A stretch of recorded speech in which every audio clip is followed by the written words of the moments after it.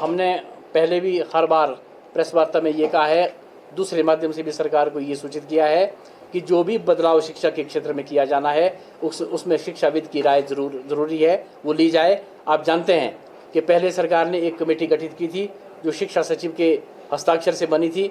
शिक्षा सचिव उसके अध्यक्ष थे, उसमें जो विभाग के बाकी पदाधिकारी थे, joint secretary, deputy secretary, additional secretary, director, वो उस कमेटी में रखे। लेकिन जब हमने ये विरोध किया कि ये कमेटी जो ब्यूरोक्रेट्स की रहेगी, इसमें बदलाव किया जाए और जो मेन स्टेक होल्डर है उनमें से कुछ लोगों को लेकर के इस कमेटी का गठन किया जाए, लेकिन सरकार ने उसमें भी क्या किया कि उस कदम से एक कदम पीछे हटके वो कमेटी बदल दी। उसमें अब जो है वो कुछ एमएलएज और कुछ प्रिंसिपल्स उसमें डाले हैं, जबकि सबसे बड़ा स्टेक होल्डर प्राइमरी जो पीटीएफ है, हमारी प्राइमरी टीचर फेडरेशन है, वो सबसे बड़ा स्टेक होल्डर है। क्योंकि ये शिक्षा मंत्री ने पहले भी कहा था कि अगर ये इसकी गाइडलाइन फाइनल करनी है तो हमें मेन स्टेक होल्डर से पहले बात करने की, जिसमें मुख्य स्टेक होल्डर प्राथमिक शिक्षक संघ है। इसकी रूपरेखा कैसे बननी है, क्यों इसका विरोध किया जा रहा है, कहाँ इसका समर्थन करेंगे, वो जब कोई उस कमेटी में कोई हमारे लोग होंगे, कहीं टेबल टॉक होगी, कोई बातचीत होगी। और हमने बार बार ये कहा था कि इसको इम्प्लीमेंट करने से, हम आज भी कह रहे हैं कि आप इसकी नोटिफिकेशन करने से पहले एसओपी जारी करें, ताकि पता तो लगे कि आप कर क्या रहे हैं। क्योंकि सरकार के आदेश तो रात को आदेश करते हैं, सुबह पता लगता है कि ये नोटिफिकेशन हो गई जी, जबकि स्टेक होल्डर के साथ सारी पॉलिसी डिस्कस होनी चाहिए। और जो मेन मुद्दा है कि हम ये एसओपी है भाई, ये करने जा रहे हैं, हो सकता है वो ठीक ही हो, लेकिन जब तक वो पिटारा खुलेगा नहीं तब तक ये मालूम नहीं होगा कि वो करने क्या जा रहा है। किसी भी संगठन के किसी नेता पर व्यक्तिगत टिप्पणी करना नहीं चाहता, ना मेरे जहन में है। और जब आपने ये बात पूछ ही ली है तो मैं आपको बताना चाहूँगा कि वो किसी संगठन के नेता नहीं है। जितने संगठन हैं वो सबको जोड़ के ये कहते हैं कि हम तो सारे कर्मचारी हिमाचल प्रदेश के मेरे संगठन में हैं। अब पिछली जो आपकी प्रेस वार्ता हुई उसमें शायद उन्होंने ये भी कहा कि प्राइमरी टीचर फेडरेशन के जो लोग हैं वो भी मेरे सदस्य हैं।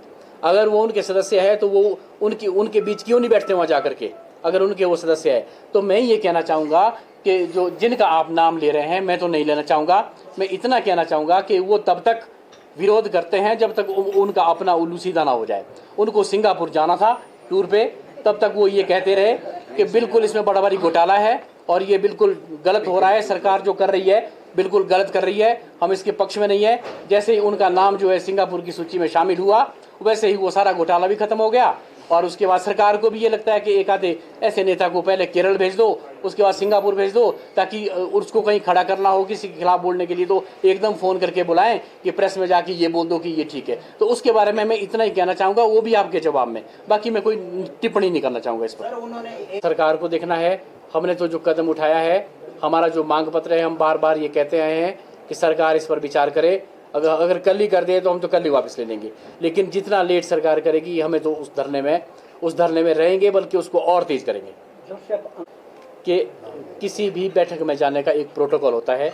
वैसे तो हर रोज़ वहाँ लोग आते जाते रहते हैं, लेकिन जब पानी सिर से ऊपर हो जाए, इस हद तक निकलना पड़ जाए कि 6000 लोगों को इकट्ठा करने बाजार में धरना करना पड़ जाए, उसके बाद कोई ये उम्मीद करे कि हम वैसे बातचीत करने चले जाएंगे, तो ऐसा संभव नहीं है। क्योंकि बातचीत करते हमें 1 साल हो गया उनके साथ, बातचीत की आउटपुट कुछ निकलती नहीं है, कागज़ एक वहाँ से नोटिफिकेशन निकलती, कोई उसकी प्रोसीडिंग जारी नहीं होती है। तो ऐसी बातचीत का क्या मतलब है? अगर वो सच में बातचीत करना चाहते हैं तो मैं आज आपके प्रेस के माध्यम से ये संदेश सरकार को देना चाहता हूँ कि वो कल ही चिट्ठी निकाले कि वो बातचीत के लिए आए। हम बिल्कुल उनके जो आदेश होंगे उसका पालन करेंगे। दिन पहले निदेशालय में एक बैठक थी जिसमें हमारे सम्माननीय सचिव महोदय और शिक्षा मंत्री महोदय पूरे दिन उपस्थित रहे, लेकिन उन्होंने वाजिब नहीं समझा कि वो वहाँ से 2 पैड़ियाँ उतर करके नीचे जो हमारे अनशन पर लोग बैठे हैं उनसे कोई बात कर ले। ये सरकार का रवैया है। सब्र है। आप जानते हैं कि मैंने पहले भी कहा है कि 1 वर्ष पहले ये धरना हो जाता जो 26 तारीख हुआ था, लेकिन वो हमारी पेशेंस थी।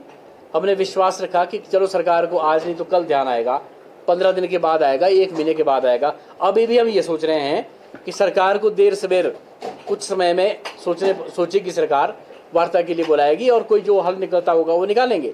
अगर ये लगेगा तो विलम्ब हमारी तरफ से कुछ नहीं है, हम बिल्कुल तैयार हैं। लेकिन ये हम इसलिए रुके हुए हैं कि अगर हम नहीं चाहते कोई ऐसा कदम उठाना पड़े, वो हमारा कोई अगला कदम उठाना शौक नहीं, मजबूरी है।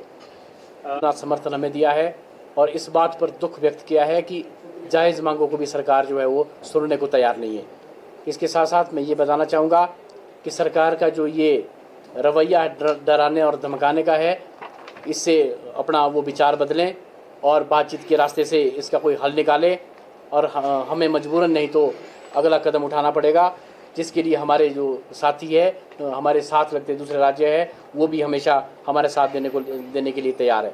जैसे आप जानते हैं कि 21वें दिन में आज हमारा अनशन चल रहा है। 21 दिन हमारे पाठशालाओं से अध्यापक जो है वो बारी बारी से यहाँ पर आ रहे हैं। हम नहीं चाहते कि पाठशालाओं में बच्चों की पढ़ाई प्रभावित हो, लेकिन ये प्रभावित अगर हो रही है, शिक्षकों को स्कूल के बजाय धरने पर आना पड़ रहा है, तो उसके लिए सरकार जिम्मेवार है। सरकार इसके लिए पुनर्विचार करे और जो पहले की कोई भी डायरेक्शन है उसको वापस लें, बातचीत के माध्यम से इसका हल निकाले। धन्यवाद।